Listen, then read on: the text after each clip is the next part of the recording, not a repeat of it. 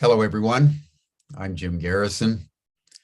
In the spirit of the trees, in the spirit of living nature, of which we are a part, with deep gratitude to all of our ancestors and all the generations before us that have brought us to the present moment, I want to welcome you to this session of Humanity Rising. Since we have been airing these global broadcasts from spring of 2020, Humanity Rising has been accentuating challenges that are confronting the human race. Challenges from climate, challenges from war, challenges to our health, economics, politics, culture, with a view of enabling people everywhere to look honestly at the obstacles to human growth and development, and to come together in a way that humanity, even under present duress, can rise together with more abundance and more vitality and with a deeper alignment with natural systems. For the 2 years that we've been navigating through the turbulence of COVID, the issues of mental health, psychological health, emotional health, physical health have been paramount. Because COVID has been global, the data that has emerged is that virtually everywhere in the world, these indicators are becoming more acute. 2 years of lockdowns and social distancing and mask wearing, and now war in the UK and shootings in the United States, climate change, code red, are having a deleterious effect on the very capacity that we have to maintain optimism, to maintain resilience, to maintain our sense of courage and fortitude as we face an increasingly turbulent external environment. And globally, the group that seems to have suffered the most have been our young people. I'm sure most of you are familiar with the statistics. Suicide is the #1 killer of young people. Shootings in the United States, 60% of young people feel that we're somehow doomed when they think of the escalating climate turbulence.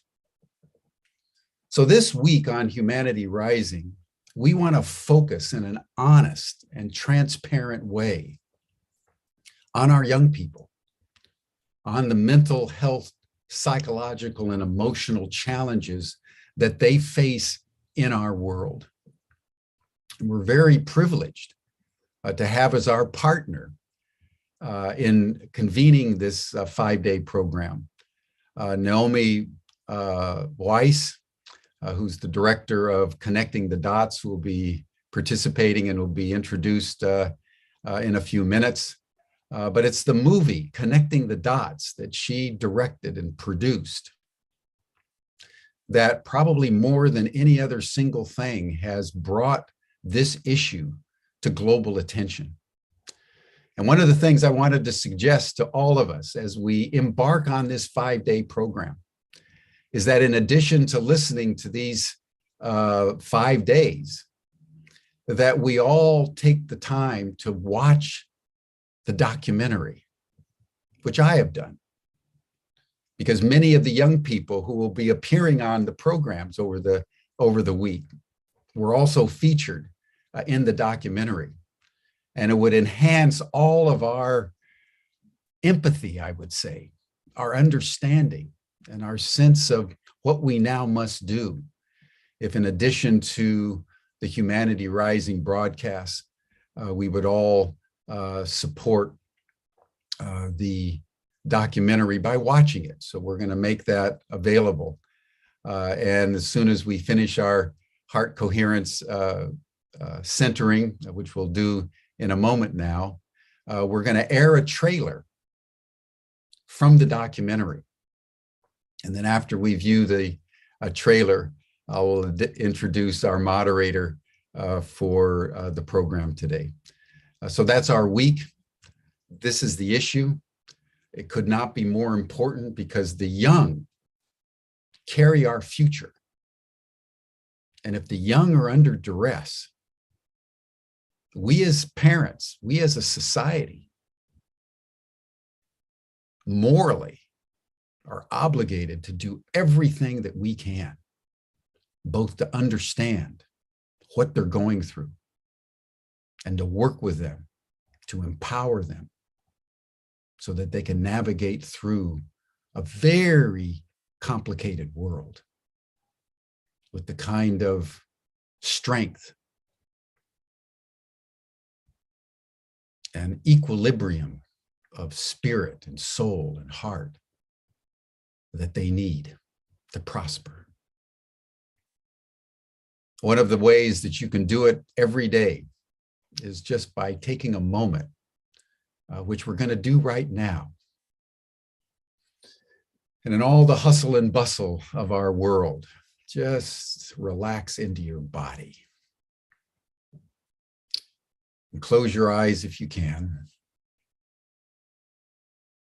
And center yourself on your heart. For the next moment, attune yourself to your heartbeat in a spirit of gratitude and thanksgiving.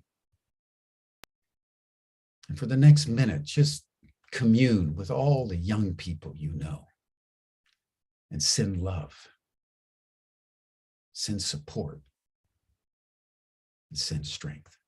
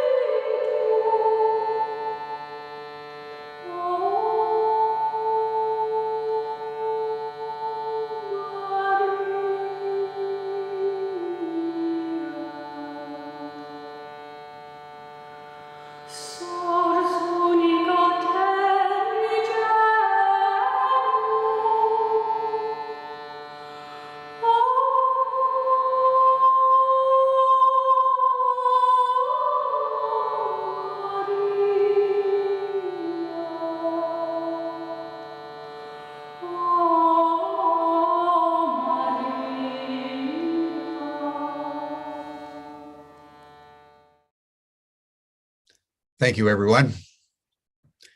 And now, Georg, if you'll play the trailer, that will commence our program, at the conclusion of which I'll introduce our moderator.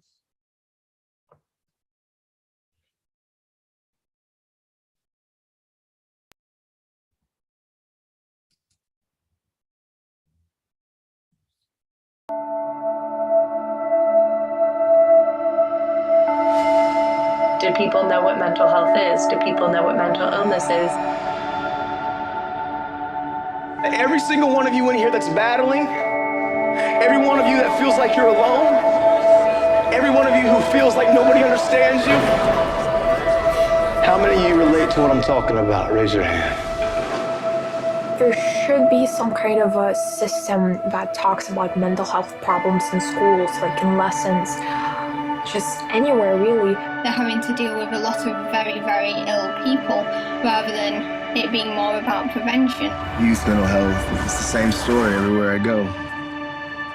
I want to get to the root of it and to really figure out the why from the mouth and the stories of young people. I can sometimes feel a panic attack. Like I woke up this morning and I knew for a fact I was going to have a panic attack. I'm taking this because I think if I look in my face, it'll calm me down. I don't even see myself alive after high school. People need to hear the truth that most kids our age are not fine. I never saw myself represented anywhere. I felt like it was very invisible. Not only being a woman, but a Black Muslim woman, I just thought that those problems were for everybody except people like me. I don't want other young people to feel the way I did growing up. Finally, I have a chance to fight the system. I think we need to start hearing from young people like myself when making policies related to somebody's mental health. There are so many things inherent to a space when you build it up properly that help people become more resilient and help people find community. When you make sure a space is safe, where you make sure that everybody feels welcome into a space, people feel like they can be themselves. I'm telling my story. It's literally making something painful inside beautiful. So sick of being unhappy because I'm so young, and I feel like I need to be able to experience the world in a positive, healthy way. I just wanted to be accepted for who I am, and I just wanted to be loved. It took me 5 years to finally open up about my mental illness, but it wasn't as scary as I thought. It was one of the best things I've ever done. Young people have to know that even though at times they may feel that they're in the darkness, if they can just know just to hold on, that light is going to come over the horizon. The minute we start talking about mental illness, then people will not be ashamed. I just really hope the world could change.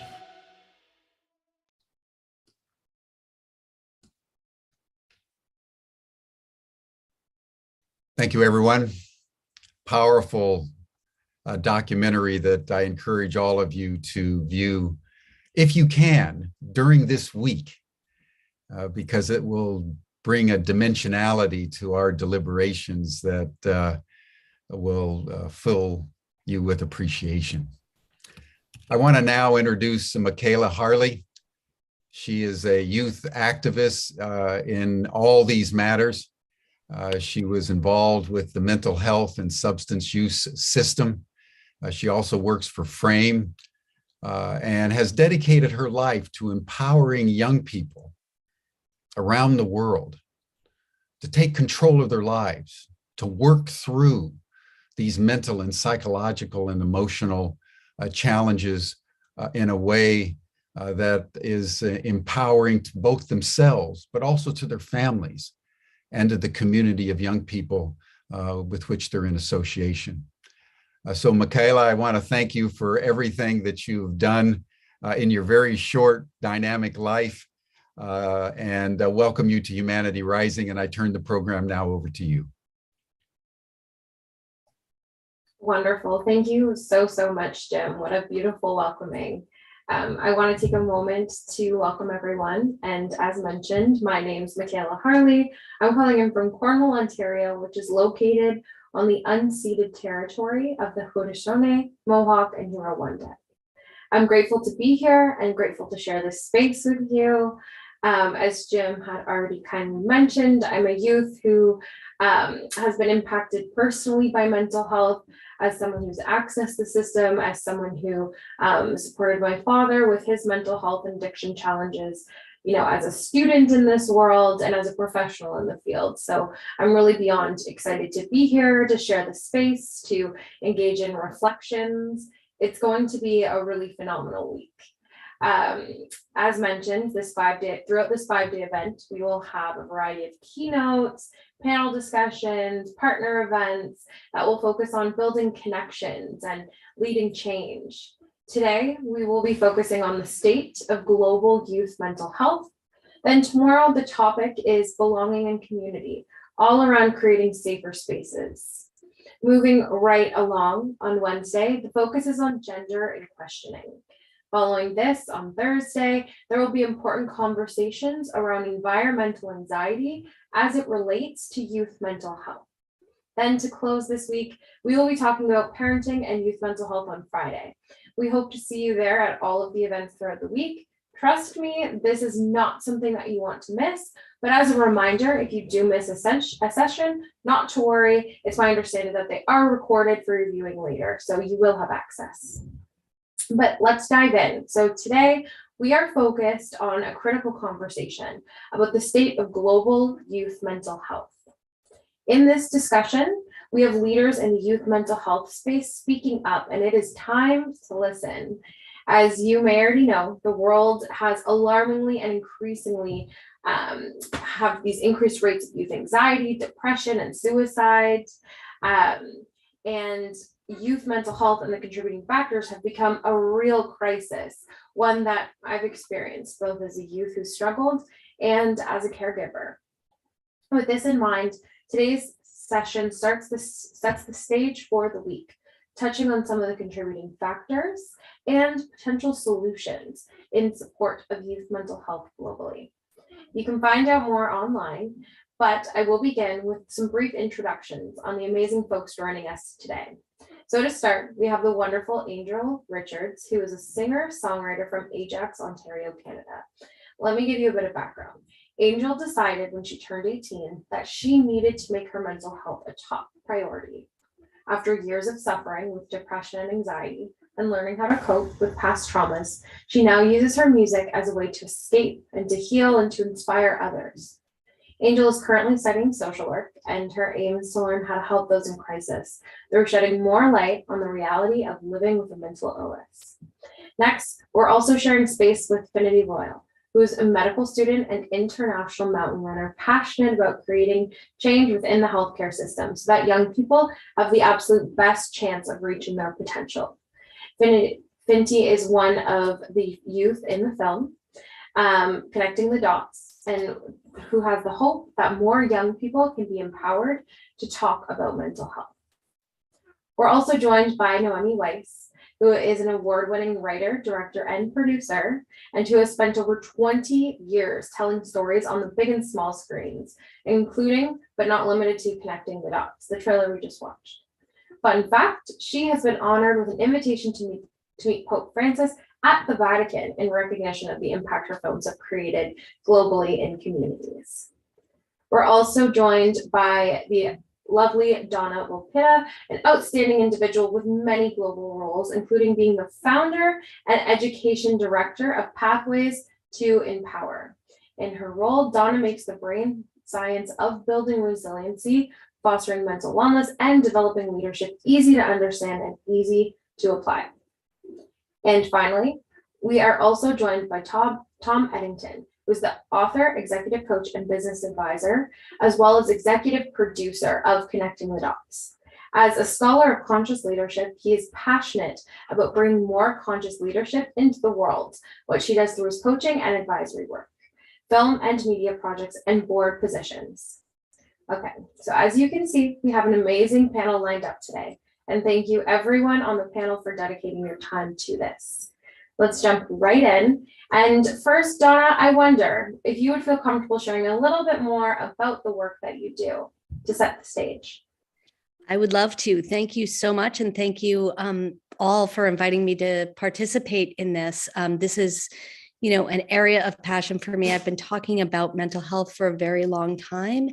And I come at it from a perspective of brain science, of that we need to understand our brains and be able to talk about them in a way that is easy. I'm an educator by trade. I was a teacher for many years working with youth, and realized when I had kids of my own that I did not know much about the brain, that I had a doctoral degree in education and not one class on brain science. So that seemed kind of silly to me. So I created a model to help people understand how our brains naturally respond to challenge so that we can understand how to build resilience and foster our mental wellness. And I'm going to share that model right now and do sort of a 3-minute overview so that people can have sort of an idea of why we're seeing this increase in mental health issues and how our brains respond so that we can begin to understand how we can foster our own mental wellness. So this is the resilient mindset model. As you can see, it's really easy, which is the fun part about it. There are 3 parts to the model. The first is the 4S framework, or the 4 S's of resilience that you can see in the dragonfly's wings. We say that our resilience is our response to any challenge, good, bad, big, or small. And that resilience is based on the way we think about these 4 S's. So self, who am I? What do I stand for? What are my strengths and weaknesses? Everything I think about myself. The second is situation. How do I take that challenge and put it into perspective and break it down into its doable parts? Third is supports. Who and what do I go to for help if I'm having problems handling that challenge? And finally, strategies. What are the things that I do to handle that challenge? The interesting part is that the reality of those 4 S's doesn't really matter. It has to do with the brain pathways that we've created around them. So I could have 50 supports to go to, but if I don't think I have those supports, I won't access them, so they don't matter. So the good news about that is that we can use these 4 S's as a framework to prepare for, handle, and reflect on any challenge, good, bad, big, or small. And the way our brains work is that every time we do that, we're actually proactively building more resilient brain pathways. So if I'm working with a kid on the playground and he's trying to get across the monkey bars, I can use these as a framework to help. And instead of doing things for our kids, we can actually say to them, you know what are the supports you can go to? What are the strategies? Is your strategy working? It's not. Do you have another one? Is there somebody else you can ask for help? What did you learn about yourself through this? And when we do that scaffolding, we're literally firing neurons in the brain that are building more resilient brain pathways. So the second part of the model is the 4 characters. And they help us understand how our brain is wired to respond to those challenges. So we think of decisions that we make as good versus bad, but actually our brains don't think that way. Our brains don't think in good, bad. Our brains think in long-term versus short-term.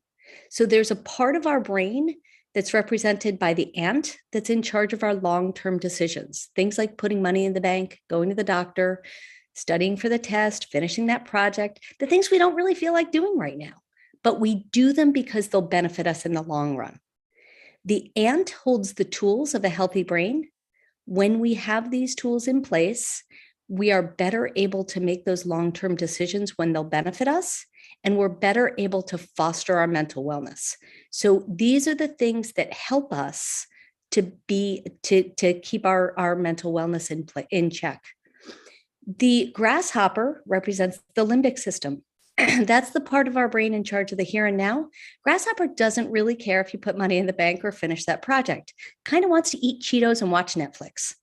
So we all understand that grasshopper, that I want to do it now. It's the part of the brain that when Netflix says your next one starts in 3, 2, 1, your grasshopper saying, yeah, we can do that. We can do one more. It's all right. So all of those social media companies, Netflix and the YouTube, all of those understand this. That's why they have that 3, 2, 1. So the grasshopper's in charge of the here and now, always looking out for reward, but is also in charge of our survival. So it's where we get a lot of neurochemicals. We say that neurochemicals are like text messages that drive our behavior. It tells our brain what to do. And so when we see a car coming towards us, we get a burst of cortisol and we get a burst of adrenaline that gets us out of the way. So this is the grasshopper going into fight, flight, or freeze. If we didn't do that, we'd never get out of the way of that oncoming car. So the grasshopper's in charge of our survival. Grasshopper also gets neurochemicals when we work really hard towards a goal and we struggle and we work and we finally succeed and we get that yes feeling. So we get a burst of things like serotonin, oxytocin, dopamine that are really important for the health of the brain. So we always say that this version of the grasshopper represents the fact that self-esteem isn't a gift we can give someone. It's a neurochemical response we rob them of when we don't let them struggle towards success. So it's really important that we get those opportunities to work hard and struggle. One of the things is our society right now is very much about let's get it now, let's do it immediately. So we don't get that struggle as much. So that's important to recognize. The glowworm represents the amygdala. Our brain's main job is survival. So there's a part of our brain always on the lookout for threat. That's the glowworm. When the glowworm sees that car coming towards us, it's its job to go red alert, switch control of the brain from the ant to the grasshopper, go into fight, flight, or freeze, and get us out of the way of the oncoming car. What a lot of people don't realize is that the glowworm responds the same way to social threats as it does to physical threats. So the third part of the model is at the bottom, reacts, which is an acronym for the social threats to the brain. So just like that car coming towards us made the glowworm go red alert, if we have a threat to respect, equity, alliances, control, territory, or similarity, our brain will also go red alert, switch control of the brain from the ant to the grasshopper, put us into fight, flight, or freeze, and we say and do things that aren't necessarily in our best long-term interest. The dragonfly's job is override, understanding what's happening and being able to say, you know what?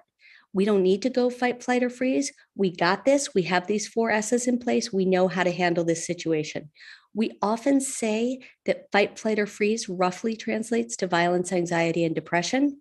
The opposite of those is action, is knowing how to handle the situation, is having those 4 S's so that we feel like we have that control and we can handle that situation.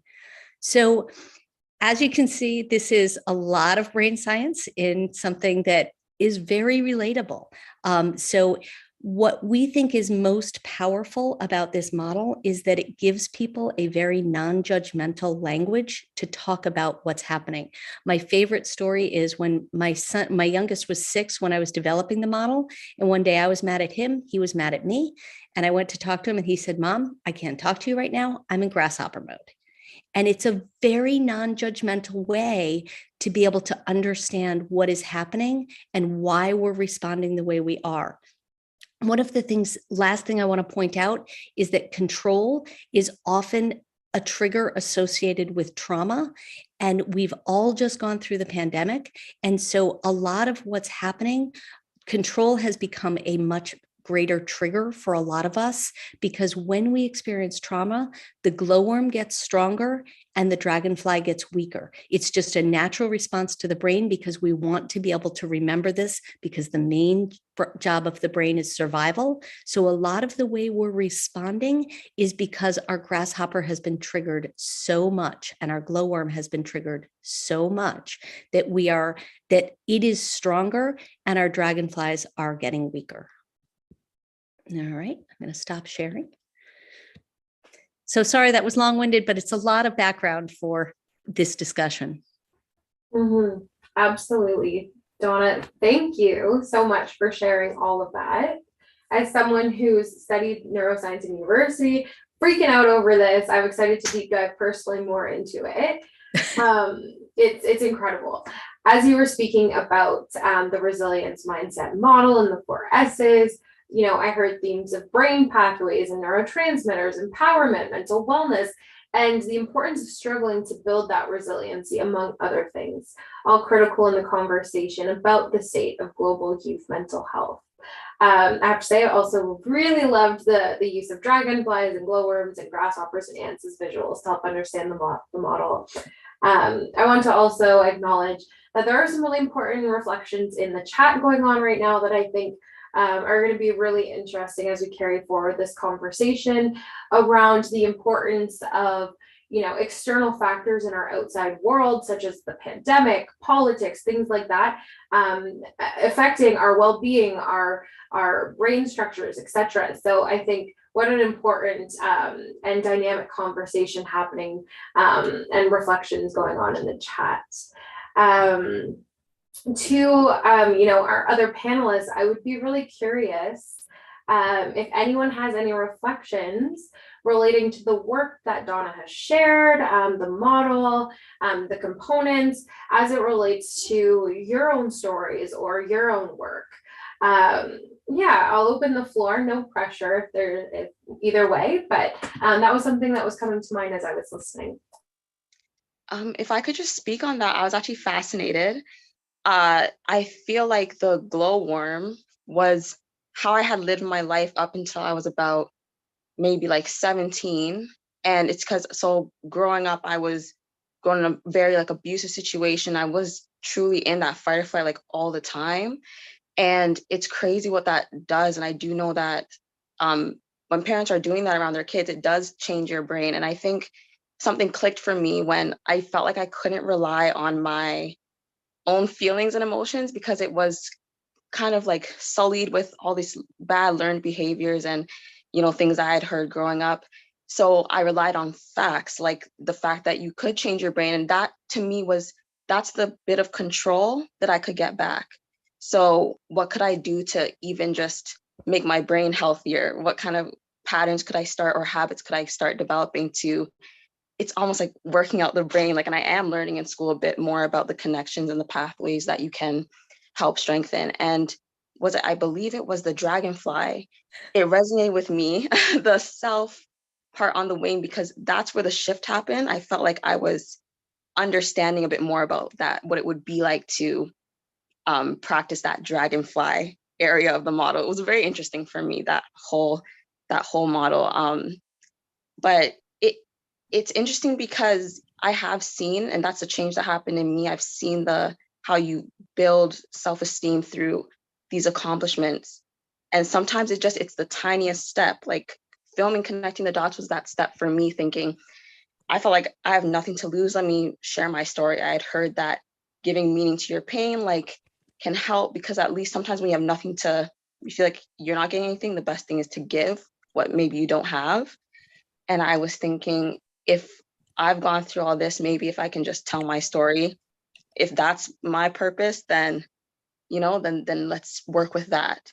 And it was just that little step that showed me, so I can do this. Maybe I can have some type of impact, and I can take control a bit over how I exist in this world and what my story will mean. And it's interesting because that I can testament to that model is so true. And I've seen it. It's interesting to learn about it because I believe that knowledge is power. And I think that was the switch in me, actually looking at the science of it and not just my emotions at the time. Thank you. Thanks for sharing that reflection, Angel. That was wonderful. And I can totally, even in my own life too, I totally resonate with what you're saying about kind of that glowworm to the dragonfly and all of the shifts. So I resonate for sure. Cindy, Tom, Noemi, anything coming to mind for you folks? I think that this simplified model is really good in terms of sort of the prevention of everything, because a lot of the work I do is trying to get sort of young people to be able to build emotional toolkits so they can learn to deal with their emotions as they're growing up, rather than getting to a crisis point when they're a teenager and everything's all happening at once and they don't know how to deal with the whatever they're feeling. So I think it's really great. And before this, I'd never seen this model before, and I think it's really good because it makes it kind of palatable for young people, so they can take it through with them throughout their lives.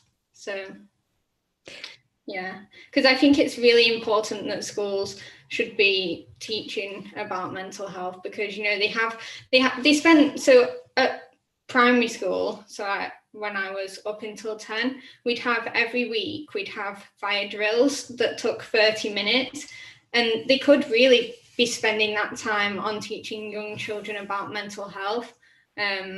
So yeah. One thing that I think is so important, Finty, I love that comment, because we need to begin to teach people early. And now we have a way to do that. And interestingly, everybody relates to the characters. People look and say, oh, it's for little kids. But the truth is that every adult I know, and when we're in that emotional state, it helps us understand why we are in that state. It gives us sort of this, oh, this is why this is happening. It's not just that I'm really emotional, whatever, that this is why my brain is doing this for survival. So it helps us understand how we can have an impact on that. And Nomi, I just think the movie is so phenomenal. And the way I see it, I see it as such a partnership, that there are so many pieces to this puzzle, and that having, time and again, we hear in the movie how kids would love to be able to talk about this and love to be able to be educated. So this can open a discussion that if we can give people the language and the information to have those conversations, I think it would really have such a critical impact. It seems like the model was such a digestible way for people to talk about mental health. I think the conversation can sometimes be intimidating and maybe even just a bit hard to understand when you get into the science part of it. It was really digestible. And I think the lack of knowledge about it made it so much easier for youth, and especially from my experience, to blame themselves and think something's just wrong with me, because it does feel like it's a lot of emotions, but your brain is communicating with you. It's telling you that something is going on, something needs to be maybe worked on, and it's not a issue with you, your personality, or anything like that. And I think it's the perfect segue or just dark path into thoughts about suicide, because it's that self-hate and that feeling of hopelessness that it just makes it so easy to slip into that mindset and that desire, from what I've experienced. So knowledge is so important. If I may, I was talking with the mic on mute before. I realized I had to unmute myself, but I want to thank everybody, number one, for being here. I'm delighted to share this panel with all of you, and to have my ambassadors of the film with me, Angel and Finty, today. It's quite moving. I see you grow, because it's been a number of years that we've been connected through the film, and I see you talking, and honestly, I feel like a proud mom right now. I've got goosebumps as I hear you and expressing yourself and being on the other side of the mountain right now. So I'm very proud. I'm really very proud, and sharing this space with all of you is fantastic. So thank you so much for all the kind words. Donna, I think that what you just showed right now, it's quite amazing, because when we talk about mental health, and from my experience, not as a professional, but really as a true observer, which is my objective looking at any of the situations that I get involved with my films, and learn all the aspects that could happen to affect this situation. When we talk about mental health, and we talk about physical health, we keep on talking about the fact that we need to talk about health all at once and understand both and how both relate. So when I met Donna and I learned about what has been doing and what she just shared with us, I thought this is the same connection as mental and physical health. How do we put it all together so we actually can make it one and understand how to manage our emotions better? Because if we know where they are coming from, we are able to understand it better and react better and act in a different way. And this explanation that is so, at layman term, absolutely for everybody, for all ages. Me as a mother, as a grandmother, I take words every time that I hear it, and I think I'm gonna use it with my little ones. I'm gonna use it with my grandchildren. We don't learn, and I'm going to use it with myself as well. I think that there's a lot of self-reflection that goes into all of this. With the young people, as the main mission of the film is that we don't talk about them without them. So if they are able to understand this, and we are able to teach them, like Finty was saying, like Donna was agreeing, and all of us, I think, in this panel agree, that if we start from the very beginning and they understand this kind of language, then we will be able to have them as part of the conversation, and they will be able to express their feelings in a different way, in a way that will be open to all of us, that we will be able to have a dialogue instead of a fight, that our communications will be more friendly, and that it will bring us all together in a way that that depression, that anxiety, that stigma that we've been trying to avoid for so long will slowly dissipate. So thank you, Donna, for working on this and making it accessible for all of us to talk about and to hopefully bring it into more schools and more parents, more homes. I'd like to just jump in and pick up on what Nomi was just sharing, but also Finty's comment. And so, there's been a fundamental lack of understanding about mental health, and there's been the stigma around it. And for me, getting involved in the film was to help remove the stigma and the power of the film, especially through the voices of the youth who were in the film. But, picking up on Finty's comment, we do the fire drills and, all of the time spent on the fire drills, which is about the physical safety of the children. But there's never been that awareness and concern about the mental health of our youth. And so I love that the film has the opportunity to remove that stigma. Donna, your model is beautiful in helping create some understanding. And so if there were a way for school administrators, for teachers to understand the importance of the mental health and to spend as much time on the mental health as the physical health. And then our guest tomorrow, Dr. Lisa Miller, is going to talk about the role that spirituality can play in supporting our youth as well. I will say that there is progress being made. I started talking about this probably 12 years ago. And I had a lot of blank stares when I went to schools and said, we need to start talking about mental health. We need to understand the brain. We need to, and I'm very excited that this Friday, we'll be presenting at Mental Health America with the state of Michigan. And Michigan is doing some stuff that I've never seen before. They've put together something called the BHLC, Behavioral Health Learning Collaborative, and it is truly a blueprint for comprehensive, equitable behavioral health statewide. And we're presenting about it with them, and states are beginning to recognize the importance. We had federal funding in the United States about that. And the BHLC is a model that can go internationally as well. We've spoken to a lot of organizations about putting together something like that. And there's progress. It's slow, people are afraid, but there's progress. And to that point, the connection with the film, and excuse the pun, but we are really connecting the dots here. We talked about how bringing the film to schools and opening up the discussion, which the film is totally about emotions. Each one of the participants talks about emotions and call to action as well, combined with this technical part and this physical part that Donna talks about, really brings the full picture together. That's why it was so important to start the week with this conversation, because I think that they are the basics of it all. We cannot talk about mental health if we don't understand the basics and the roots of it.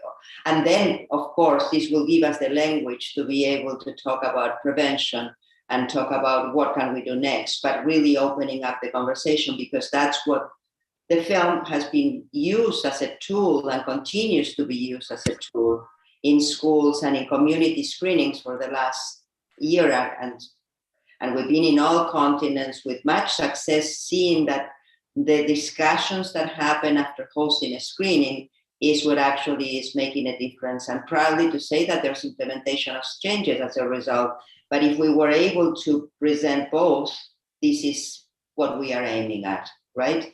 And that's what I think it will really bring the information to the deeper level, particularly to the parents groups, particularly to the teachers as well. We've got to start from the top in that sense to go down to the kids so they can understand it.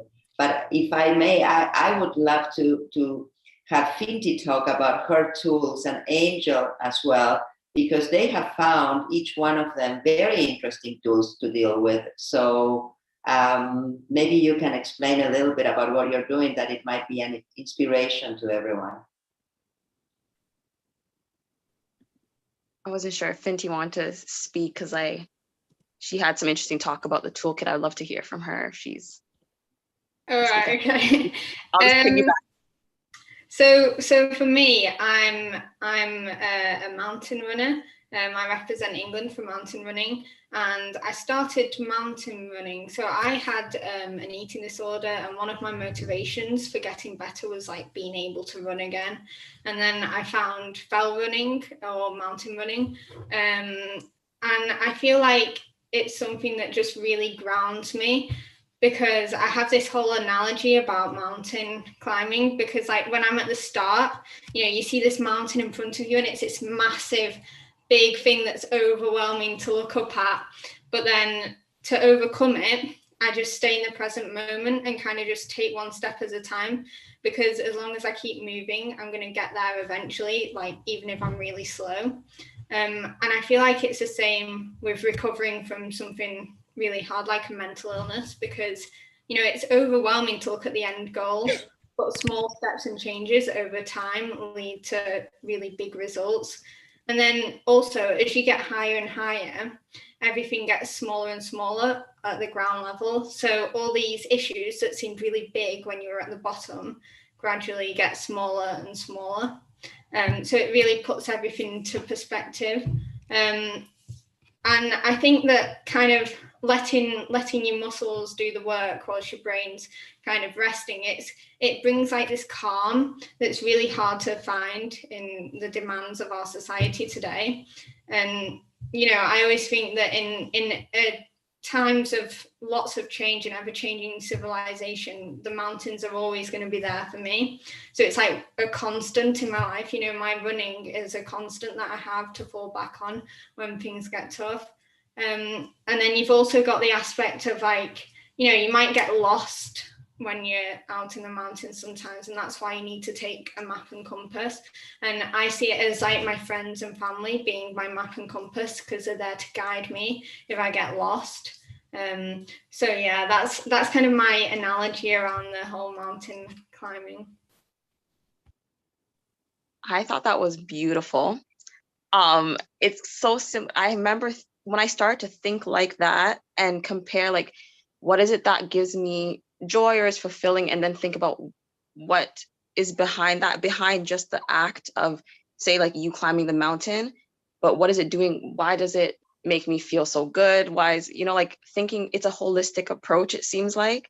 And that was a big shift for me. I feel like I could not climb a mountain. I personally could not do it, but I know that for me, that's music. So it was that thing that I could always fall back on. And our hobbies may differ, but it seems like what it is it's something that's so authentic to the individual. And it's something that if someone finds what gives them peace, then it kind of insulates you, it seems like. And no matter what's going on around you, you can find that thing that you can go back to. It gives you that stability in your life, because stability is so important.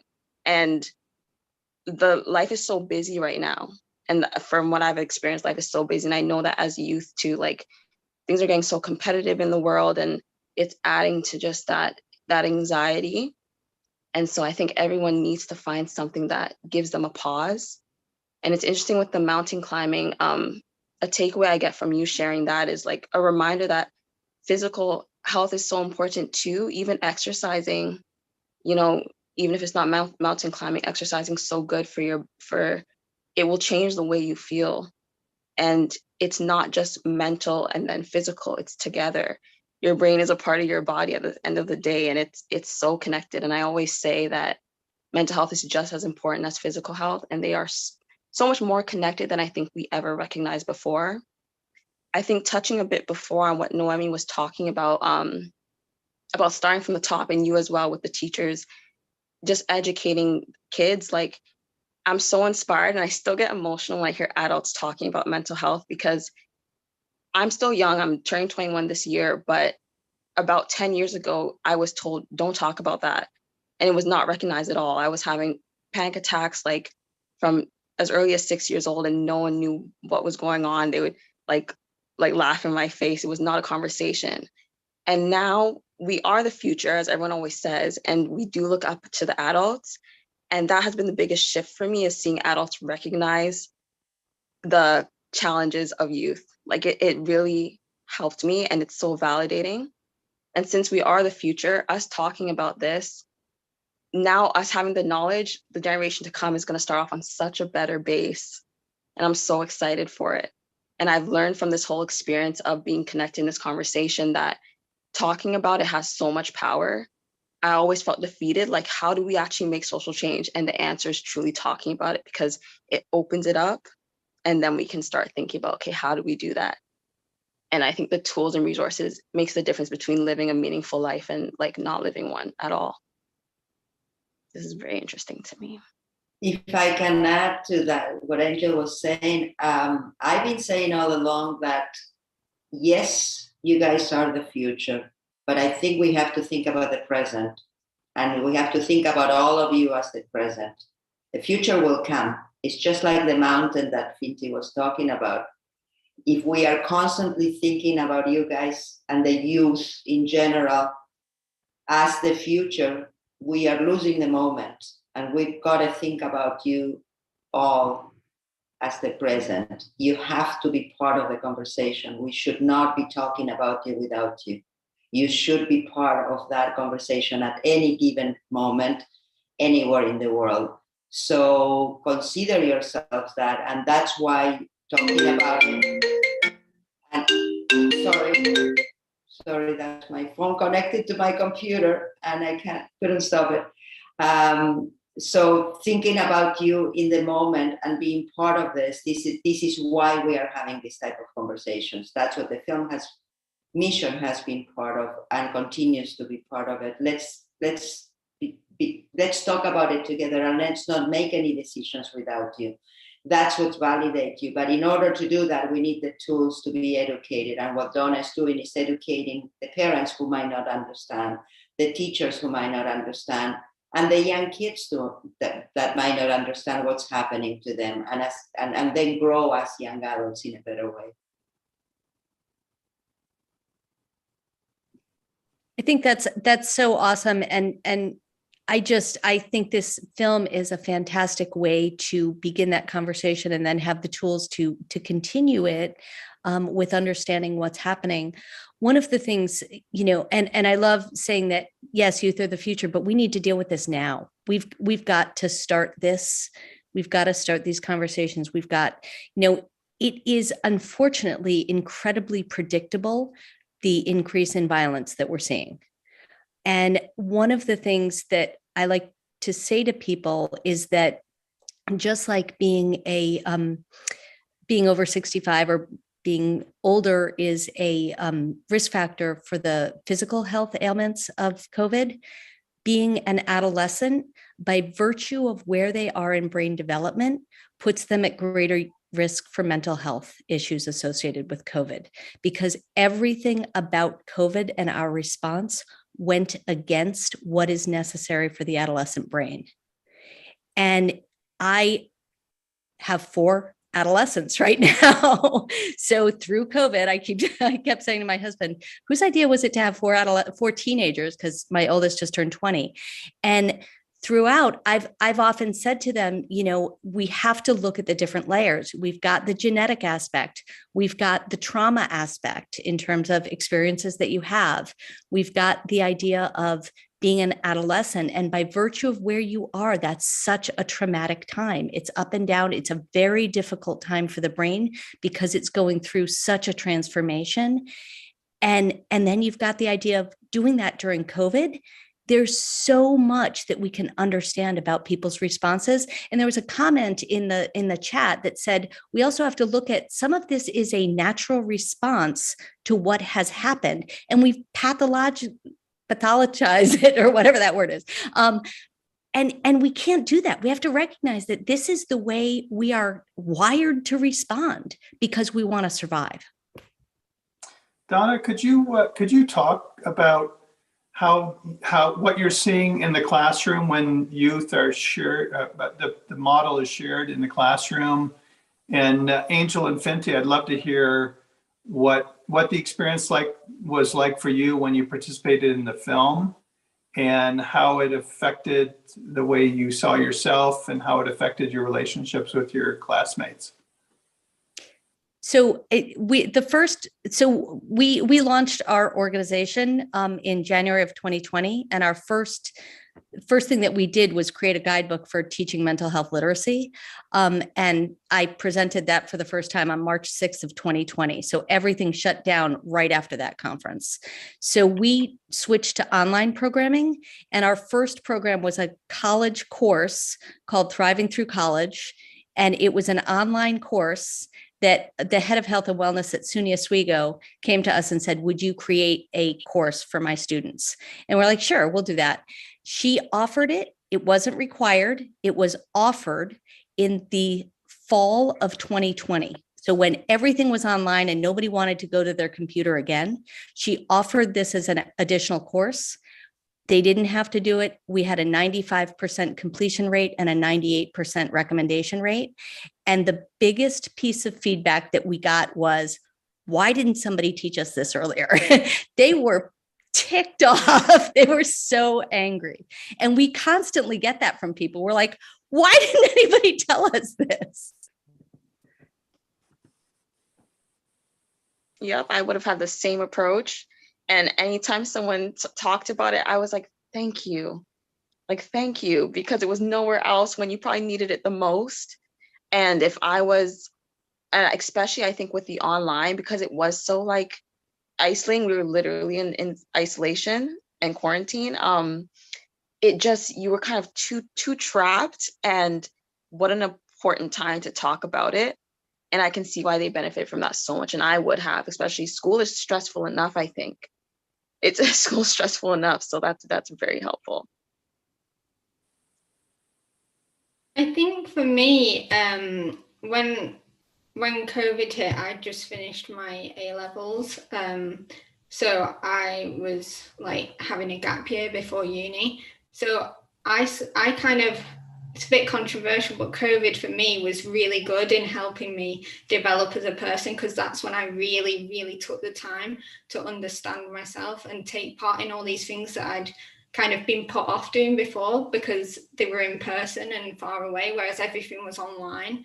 So I took part in so much stuff like volunteering, public speaking, all throughout COVID. And I'd say that was the time that I really, truly learned the most about myself.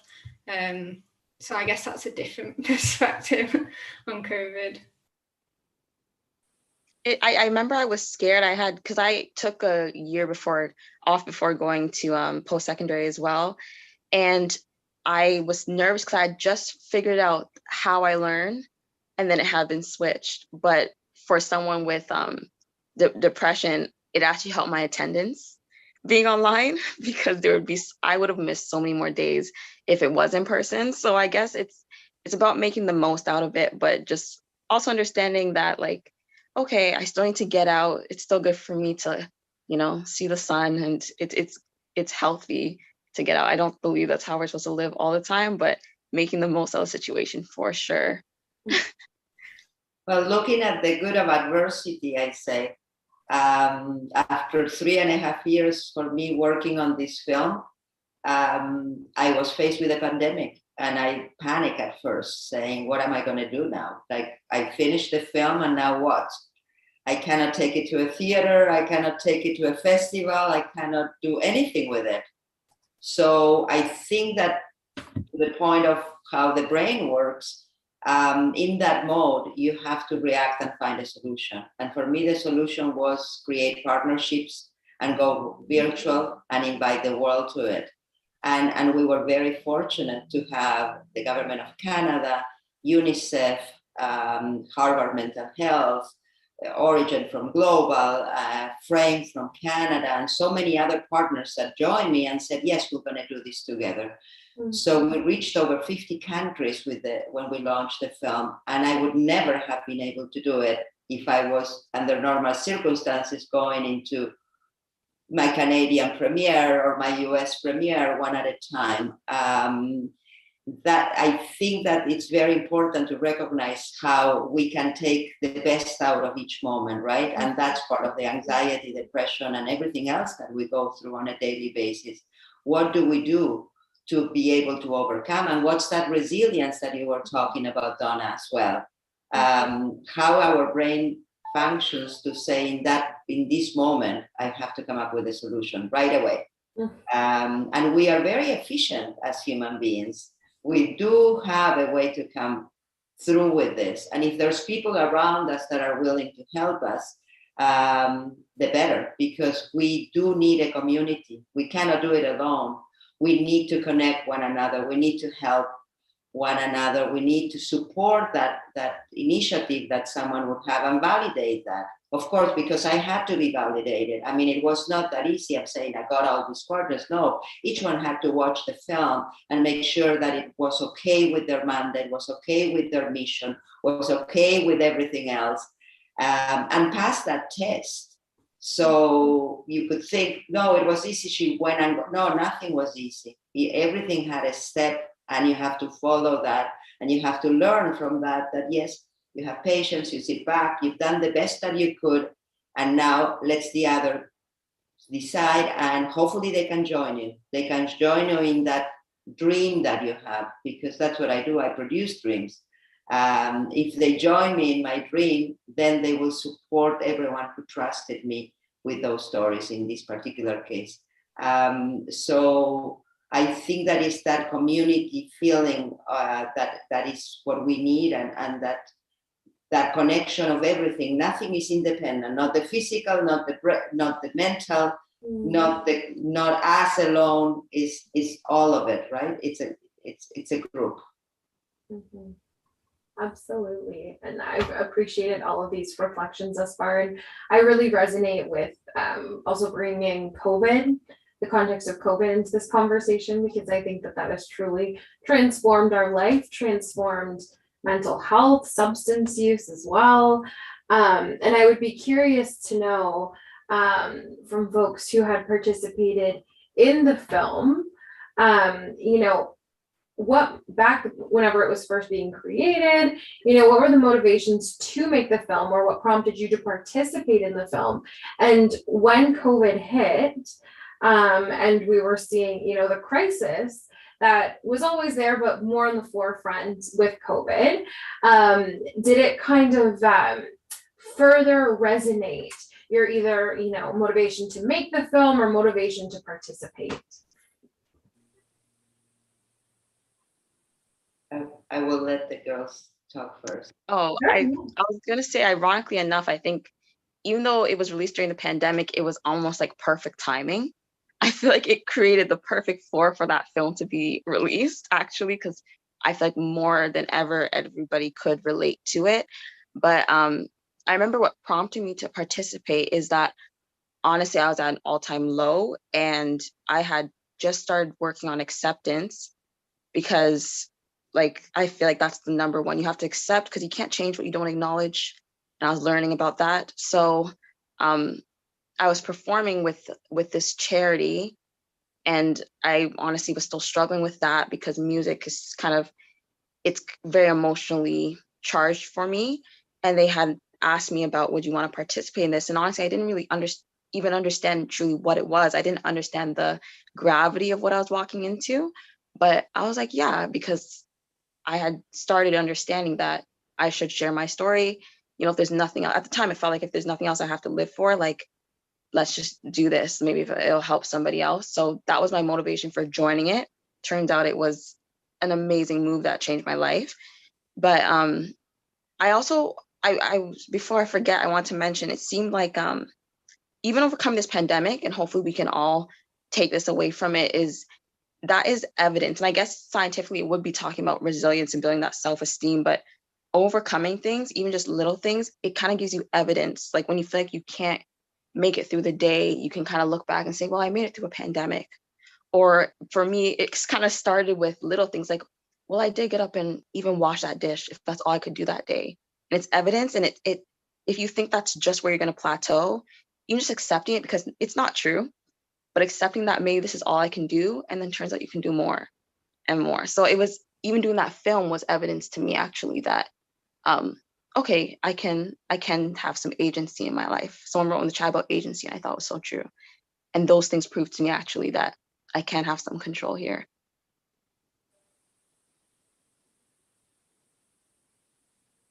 Yeah, I really like what you're saying now about, you know, I feel like you've kind of got to sometimes modify your targets, in because I'm someone who's a perfectionist. I always have big goals, and it's like I'm never, some of them it's just like it kind of gets me down that when I just can't achieve them because I just can't. So it's kind of about modifying your goals day to day based on how you feel. But yeah, in terms of the documentary, I got involved because I was a volunteer on 7 Cups of Tea, like the helpline, and I don't know, I think I just got asked whether I wanted to be part of this documentary, and I was like, well, why not? So yeah, that's how I got involved. I think that the roles that Angel and Finty play in the film independently are very important, because Finty talks mostly about prevention, and it's because it has been something that really has bothered her, and she brought it up today again. How can we prevent? How can we do this before it's too late? And I think it's important that we touch on that point for a moment when Donna is talking about the violence that we are having. We just experienced the horrible news in the United States about the mass shooting in the school. And all the news have been about gun control. And very little news have talked about mental health. We are not justifying the action of this young man going in and killing all these innocent children and teachers and his grandmother.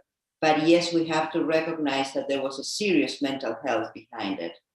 And that if the system would have been there, if the knowledge would have been there to prevent it, I think that we could have saved a lot of lives.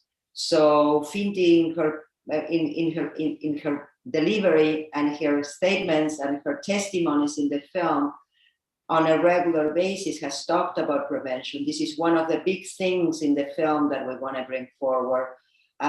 We have several versions of the film, and one of them is the international version, where we have a scene in Brazil where a school participated because they had lost 2 lives to suicide within a period of 2 weeks. The reason that they participated in the film was to inspire others not to have to be reactive, but to be proactive. And I think that's extremely important in everything that we do. So this is the goal. This is the goal of everything that we are talking about. How can we prevent violence? How can we prevent things going to a point that there's no return? And what can we do about it? So for me, answering to Michaela, why making the film, in a way was having been doing films about social issues and human rights for so many years.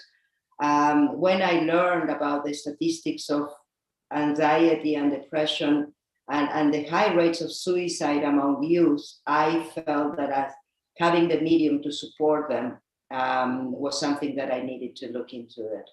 And I felt responsible for it. How could I not do something about it if I have the means? It has been a very difficult documentary for me to make. I honestly felt that I had done child traffic and domestic violence and very different topics in my journey. But this one was particularly difficult because there's a lot of self-reflection. There's a lot of difficulty. I'm not a mental health professional, and I talked to more than 300 young people from around the world, taking all the stories over the visual diaries that we have in the film on a regular basis. Was not an easy task. It took me a long time to recuperate from all of the comments and the stories and what people were going through. So that's why I'm so proud when I see how each one of the film participants have come out of that darkness, have come out of that really big obscure place that they felt they were in, and they are succeeding now, and they are able to bring their stories to life. So that's what we are doing with the film right now, trying to open up the conversations and create the impact that the film deserves in response and in honor, really, everyone who participated in the film, because I don't take it for granted that they share their stories. And Angel, with her music, she continues to put her music out, and it's just beautiful to see the transformation. So I'm so pleased.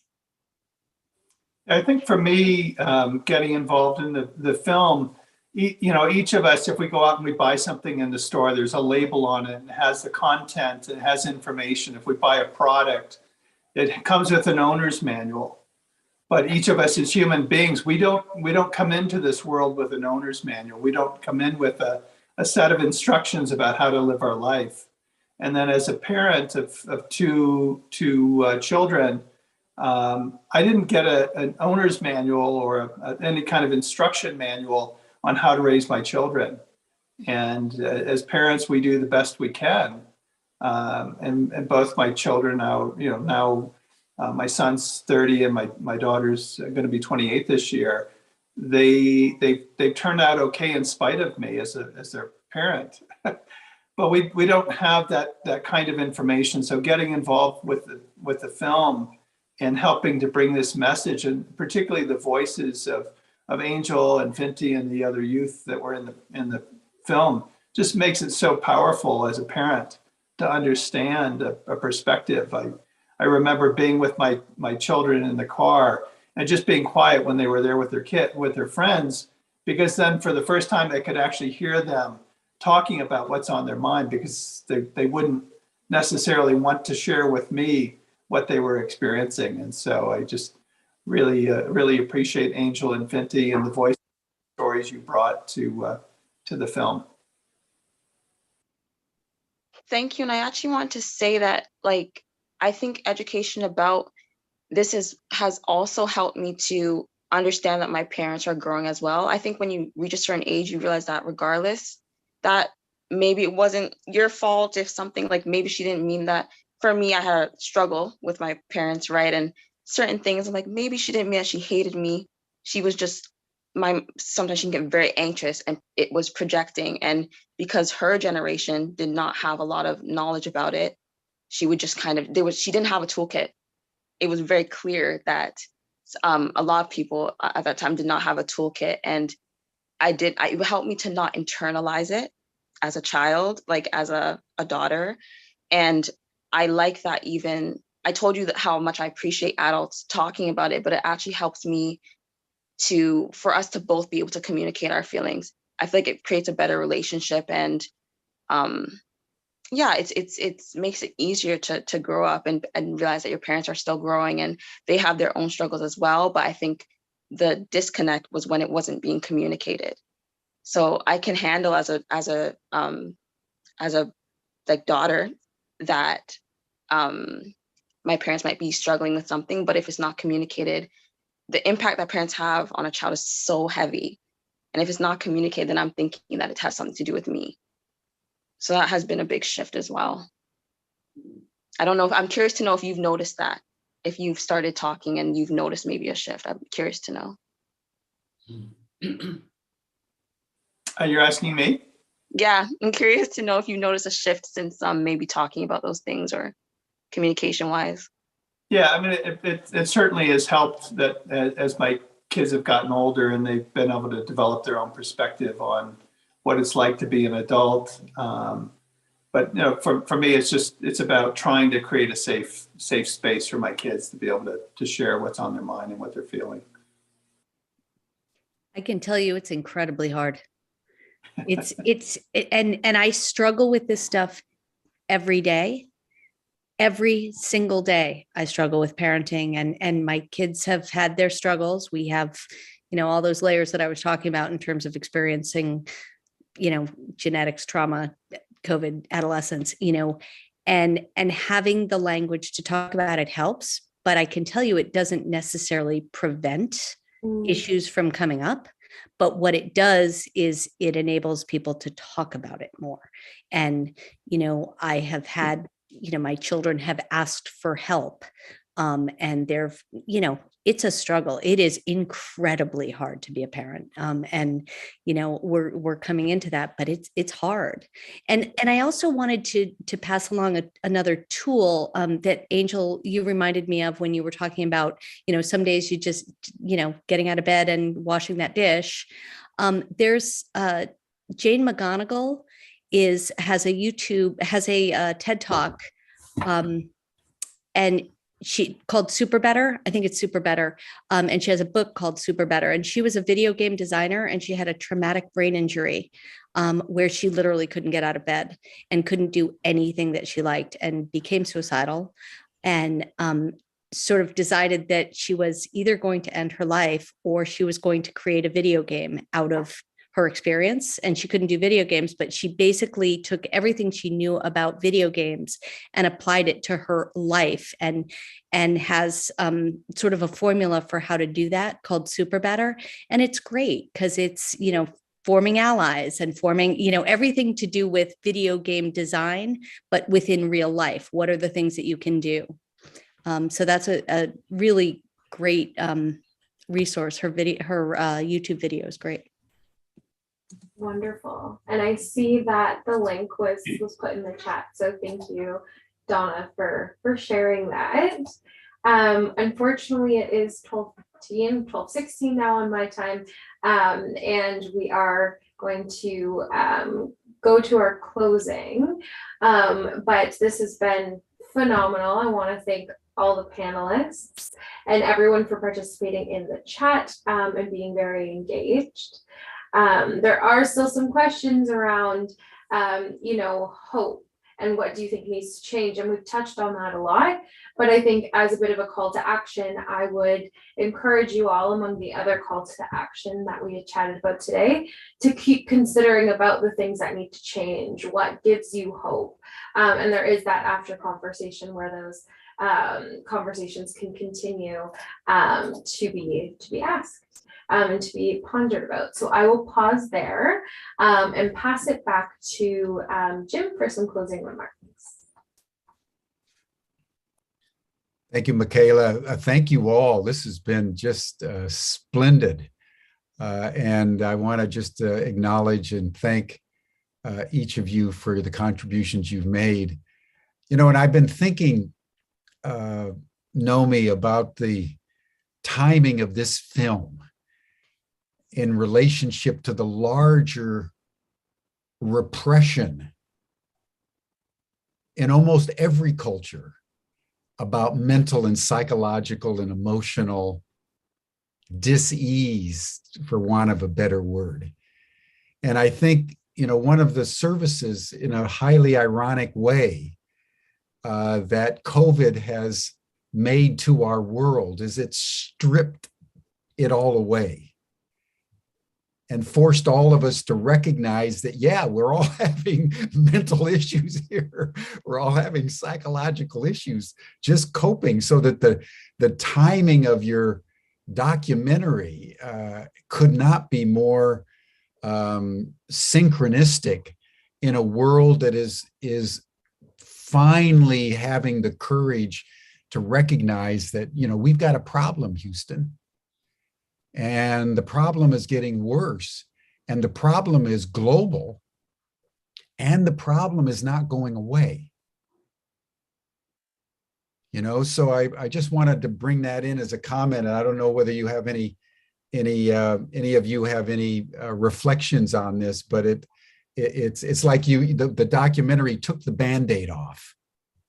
Yeah, well, thank you, Jim. When I started to do research and I was speaking to young people and professionals in different parts of the world, and particularly with the young people the stories were so similar, that's what led me to take a global approach. A lot of my films are global, but this one particular for me was so similar in what they were going, independently of their culture, their language, where they were coming from, their background, socioeconomic, it did not matter. There was a commonality to all, that we're all suffering and they were not okay. And that's what led me to take a global look at the situation, which was a very big undertaking, but I think it was worth it. And yes, maybe it was meant to be like this. You never know when you're in the process, but that's what, when I talk about the good of adversity, somehow it was timely, and the pandemic brought us into the world at a time that the world needs it. And that's what my work has been all along for the last over 20 years, serving through these documentaries. So hopefully we can continue to create impact. Hopefully we can continue to see implementation of changes coming into communities globally. And I believe that back to connecting is community, is these type of talks that will make a difference, is putting hearts and minds together that are going to make a difference. Yeah. Jim, you said something so important that I had always, it was a big discussion actually, the stripping back. And I think life is so busy, and a lot of people, if we can distract ourselves from maybe the painful things that we don't want to face, it's so easy. But we were finally, and at the same time as in the entire world, we were forced to pause and forced really, it was a pause. And even some of the things that maybe are hard to look at, it reminds me of a burn. If there's heat in your skin, it's the sizzling of it coming out. It hurts when it's coming out, but it has to, and it feels so much better when it's out. But we were just avoiding it, and that standstill was so important. I'm so happy you touched on that. And I think also the fact that Noemi took the time to go take this conversation global. It's a nice theory. Everyone says like, oh yes, it's going on around the world, but she actually took the time to see and make the connection in these different countries. And I think that's amazing. Yeah. We forget, but it's worth just noting that something unprecedented in all of human history happened in the last 2 years. It's the first time when everybody everywhere was confronted with the same challenge. It's the first time in recorded history where everybody was in lockdown. It's like a trauma happened, and our collective global response was to send everybody to their room.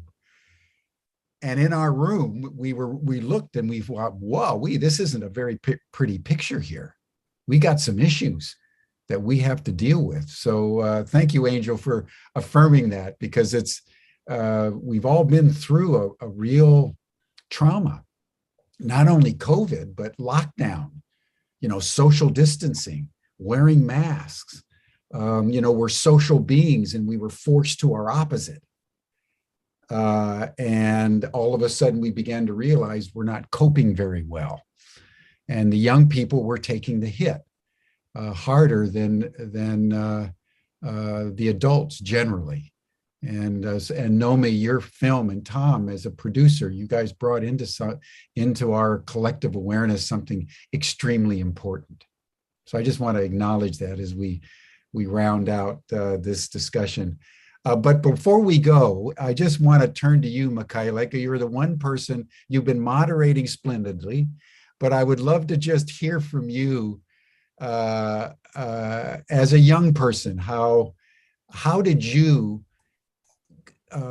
through your experiences, how did you really come into really focusing on empowering your peers with mental and psychological challenges the way that you have? Would love to hear that story. That's a great question. Thanks for asking, Jim. I would say that for me, growing up, I had been through some challenges myself and was accessing the mental health system. And I had noticed that there were just challenges in receiving care. There was long wait lists. There were, once you got to see someone, it wasn't always a match. The therapist was doing the best that they could, but maybe it was a modality, for instance, that wasn't resonating. Maybe there wasn't enough, of a spiritual component, or it just wasn't integrated. And I began to kind of realize these things and slowly find my voice in trying to express that. But it was really hard. And I was lucky that I had people in my life who encouraged me to use the voice that I had to try and make change. So I continued to try and harness that. And that really propelled me into being an advocate for having young people and caregivers at the table where conversations or decisions are being made. Because at the end of the day, who knows stuff better than the people who are living it day in and day out? And that's not to say that, if it's a group of researchers around the table, that's not, top-notch knowledge. Of course it is. Those folks are going to school, they're researching, they're taking the time. But just as that's its own form of critical knowledge, it's just as critical to have those people who are actually experiencing it and going through something.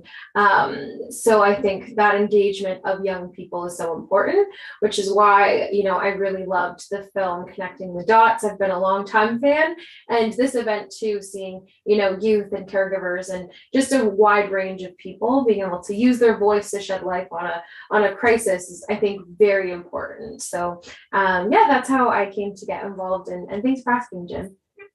Sure. And then before we close, Michaela, just give us a heads up once again on what's going to take place tomorrow. Absolutely. So another session you're not going to want to miss. Tomorrow's topic is all about belonging and community. It's all about creating those safe spaces. And just a bit of context, you can find out more online, but we have a very high need for belonging and community as humans. We all need to feel safe, which requires that we be seen, that we're heard, that we're appreciated, and we need a connection to something larger than ourselves. So the new science on parenting for health and lifelong thriving reveals the power of spirituality. So there's that very clear scientific link. And to learn more about what that actually is, definitely tune in tomorrow. We'll be joined by Dr. Lisa Miller, who is a New York Times bestselling author of The Spiritual Child and her #1 bestseller, The Awakened Brain. Dr. Miller is a clinical psychologist. She's a professor at clinical psychologist program at Teachers College, Columbia University, as well as many other very impressive distinctions. So you are not going to want to miss this, and we hope to see you back tomorrow for similar conversations about very important topics. Thank you, Michaela. Jim, I just want to thank everybody, if I may. I'm sorry for writing in. I'm always with the director's hat, and I think that I can butt in any moment. So sorry about that. With pleasure. But before we close, I just wanted to invite the audience to join us in bringing the film to their community, to host a screening in their community, to open up the conversations. We had partnered with UNICEF to create Facilitators Guides for every target group that we talked about today, from youth, to parents, to teachers, to community at large, and to mental health professionals as well. So please visit us at the film's website, connectingthedotsfilm.com. Reach out to us with Connecting the Dots to see how we can help you to bring the film into your community, to host a screening and open up the discussion so we together can make a difference. And I wanted to take this opportunity to thank Donna for being part of this. It was wonderful to share this conversation this morning with you, Donna, and hopefully many more to come. To Angel and Finty, my true pleasure to have you with me, and let's continue the conversation. We'll see you on Friday when we wrap up the week and we talk about what we learned through this exciting week of conversations. Jim, thank you for opening up the space. And Tom, of course, thank you for your continued support. And Michaela, you've done a great job today, so we look forward to seeing you again in the next panels. Thank you all, and thank you to the audience who joined us today. Thank you so much. I look forward to seeing you guys on Friday on the 10th. And yeah, thank you for an amazing, stimulating, educational conversation. Yeah, thank you so much. Thank you for the invitation. Thank you, everyone. Tom, any last word? Thank you, Jim. That was short and sweet. Yeah, thank you, Tom. Nomi, you produced a real masterpiece with this film in a very synchronistic way for our time, and so I want to acknowledge that and encourage all of you to go to the website, watch the film if you can this week while we're having this extraordinary conversation with many of the people who are actually in the film on Humanity Rising. You're all welcome to the after session chat group, those of you who can make it. The chat is in the chat box. We'll see you, all of you, hopefully again here tomorrow, same time, same station, here on Humanity Rising. Thank you all so much. Bye for now. Thank you.